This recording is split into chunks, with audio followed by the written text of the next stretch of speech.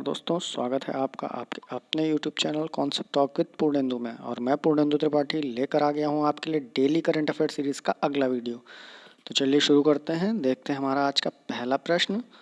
और हमारा आज का पहला प्रश्न है, हाल ही में न्यूजीलैंड के किस क्रिकेटर ने न्यूजीलैंड का सेंट्रल कॉन्ट्रैक्ट छोड़ दिया है। और सेंट्रल कॉन्ट्रैक्ट छोड़ने वाले जो न्यूजीलैंड के क्रिकेटर हैं वह हैं मार्टिन गप्टिल। और इससे पहले ट्रेंट बोल्ट भी सेंट्रल कॉन्ट्रैक्ट छोड़ चुके हैं। और न्यूजीलैंड की जो राजधानी है वह है वेलिंगटन। न्यूजीलैंड की जो मुद्रा है वह है न्यूजीलैंड डॉलर। और न्यूजीलैंड के प्रधानमंत्री हैं जेसिंडा अर्डन। चलिए बढ़ते हैं, देखते हैं अगला प्रश्न। और हमारा अगला प्रश्न है, बांग्लादेश से आए किस समुदाय को मिजोरम सरकार शरण देगी। और बांग्लादेश से अभी चिनकुकी समुदाय के 270 आदिवासी शरणार्थी के रूप में आए हैं भारत, और उन्हें मिज़ोरम सरकार जो है शरण देने जा रही है। मिज़ोरम के बारे में कुछ महत्वपूर्ण तथ्य देख लेते हैं। मिज़ोरम की राजधानी आइजोल है। मिज़ोरम का जो स्थापना दिवस है वह है 20 फरवरी। मिज़ोरम का उच्च न्यायालय है गुवाहाटी। मिज़ोरम का क्षेत्रफल है 21,087 वर्ग किलोमीटर। मिज़ोरम में जो भाषा बोली जाती है वह है मिज़ो और अंग्रेजी। और मिज़ोरम में जिलों की संख्या है 8। चलिए देखते हैं अगला प्रश्न। और हमारा अगला प्रश्न है, हाल ही में संगाई महोत्सव का आयोजन कहाँ किया जा रहा है। और संगाई महोत्सव का जो आयोजन किया जा रहा है वह मणिपुर में किया जा रहा है। जो संगाई महोत्सव है ये मणिपुर का एक सालाना सांस्कृतिक कार्यक्रम है। और इसमें जो एक शब्द है संगाई, ये संगाई एक हिरण है का नाम है। और ये हिरण जो है मणिपुर में पाया जाता है। मणिपुर का राजकीय पशु है। और यह मणिपुर में जो दुनिया का एकमात्र तैरता उद्यान है केबुल लामजाओ राष्ट्रीय उद्यान, जो कि लोकटक झील में है, ये केवल उसमें पाया जाता है। चलिए देखते हैं अगला प्रश्न। और हमारा अगला प्रश्न है, तमिलनाडु सरकार ने हाल ही में किसे जैव विविधता विरासत स्थल घोषित किया है। और तमिलनाडु सरकार ने घोषित किया है मदुरई जिले के मेलूर ब्लॉक में अरिट्टापट्टी एक गांव है, वहां पर उसे जैव विविधता विरासत स्थल घोषित किया है। और यह जो विरासत स्थल है तमिलनाडु का पहला विरासत स्थल है, और जो भारत का यह 35वां विरासत स्थल है। जैव विविधता विरासत स्थल क्या होता है, ये एक ऐसा एरिया होता है जहाँ पे एक ऐसे पारिस्थितिकी तंत्र का निर्माण होता है जहाँ पर अनूठे और स्थलीय, तटीय एवं अंतर्देशीय जल का भी जहाँ पर मिलन हो, जहाँ पर उस सीमा के अलावा जो बाहर के जलीय जीव हों वो भी आ सकें। और वहाँ के जो लोकल जीव हैं जो उस जलवायु में रहने के लिए बने हैं, उसके अलावा जो संकटग्रस्त प्रजातियाँ हैं और जो दुर्लभ प्रजातियां हैं वो सभी वहाँ पर आराम से रह सकें, ऐसे क्षेत्र को जैव विविधता विरासत स्थल घोषित किया जाता है। और जो जैव विविधता अधिनियम है ये 2002 में पारित किया गया था। चलिए देखते हैं अगला प्रश्न हमारा। और हमारा अगला प्रश्न है, कर्मयोगी प्रारंभ प्रधानमंत्री नरेंद्र मोदी द्वारा किया गया वह क्या है। और कर्मयोगी प्रारंभ जो प्रधानमंत्री नरेंद्र मोदी द्वारा इसका शुभारंभ किया गया है वह एक तरह का ओरिएंटल कोर्स है जो कि नए सरकारी कर्मचारियों के लिए है। और ये एक विशेष ऑनलाइन ओरिएंटेड जो डिज़ाइन किया गया कोर्स है। इसमें सिविल सेवा की क्षमता का विकास का एक कार्यक्रम है जो नए सरकारी कर्मचारियों के लिए आयोजित किया गया। एक तरह से आप समझ सकते हैं जैसे सिविल सेवा परीक्षाओं में एक एथिक्स का प्रश्न पत्र जोड़ा गया था जिससे वो एथिक्स के बारे में जान सके, नैतिक शिक्षा उनको मिल सके कि हमें कैसे काम करना है। तो जो नए सरकारी कर्मचारी हैं जो नवनियुक्त हैं जिनकी ज्वाइनिंग होगी उनके लिए एक विशेष ऑनलाइन ओरिएंटेशन कोर्स है। चलिए देखते हैं अगला प्रश्न।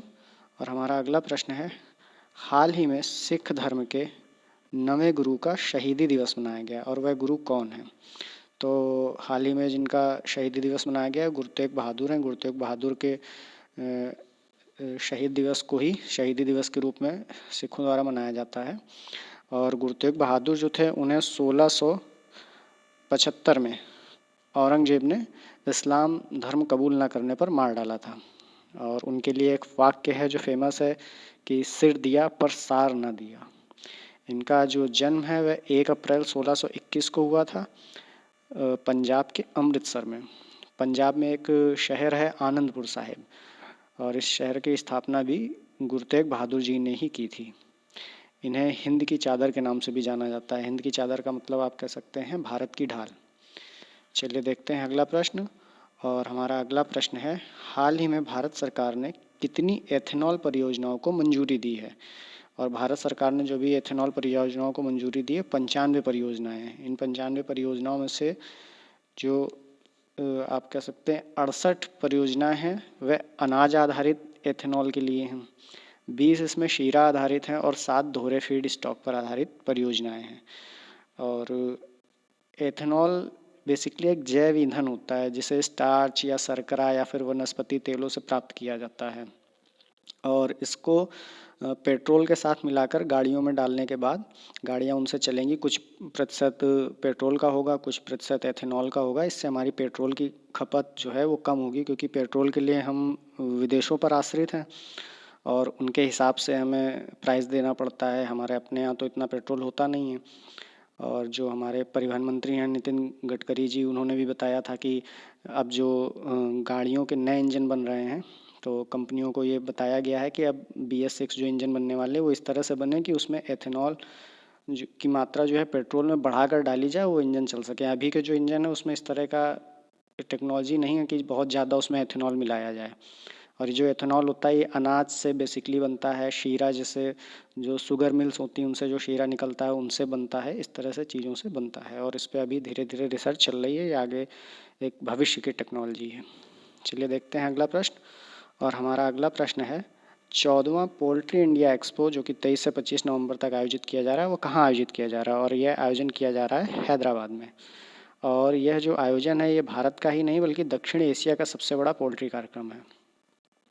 ये जो है 14वां है पोल्ट्री इंडिया एक्सपो और इसका जो उद्देश्य है वे किसानों को प्रबंधन, पशु स्वास्थ्य, पोषण में नवीनतम विकास, सस्ती लागत पर पोल्ट्री फार्मिंग, ये सब सिखाना है उनको। इसमें जो भाग ले रही हैं वो भारत के लगभग 331 कंपनियां भाग ले रही हैं, विदेशों से भी 39 कंपनियां भाग ले रही हैं और 99 विशेषज्ञ भी इसमें भाग ले रहे हैं। भारत जो है अंडे का सबसे बड़ा उत्पादक देश है, तीसरे नंबर का। और भारत में जो सबसे बड़ा अंडा उत्पादक राज्य है वह है तमिलनाडु। चलिए बढ़ते हैं, देखते हैं अगला प्रश्न। भारत और किस देश की सेनाओं के बीच नसीम अल बह 2022 द्विपक्षीय अभ्यास शुरू हुआ? और यह शुरू हुआ है भारत और ओमान के बीच में।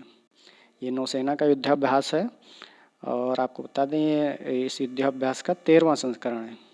इससे ये जो शुरुआत हुई थी इस युद्धाभ्यास की 1993 से हुई थी और आखिरी युद्धाभ्यास जो है वो लगभग 2019 में किया गया था। उसके बाद कोविड की वजह से युद्धाभ्यास हुआ नहीं और अब 2022 में ये फिर किया जा रहा है। चलिए बढ़ते हैं, देखते हैं अगला प्रश्न।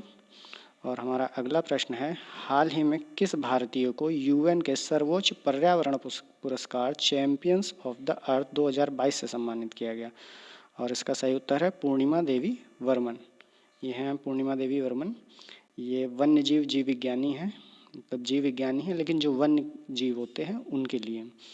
और आपको बता दें कि ये जो पुरस्कार है ये यूनाइटेड नेशंस द्वारा दिया जाता है। ये पुरस्कार 2018 में PM नरेंद्र मोदी को भी दिया गया था। पर्यावरण के क्षेत्र में योगदान के लिए पुरस्कार दिया जाता है और इस अवार्ड की जो स्थापना हुई थी वो 2005 में हुई थी। और ये जो पूर्णिमा देवी जी हैं ये आसाम से रिलेटेड हैं। चलिए देखते हैं अगला प्रश्न।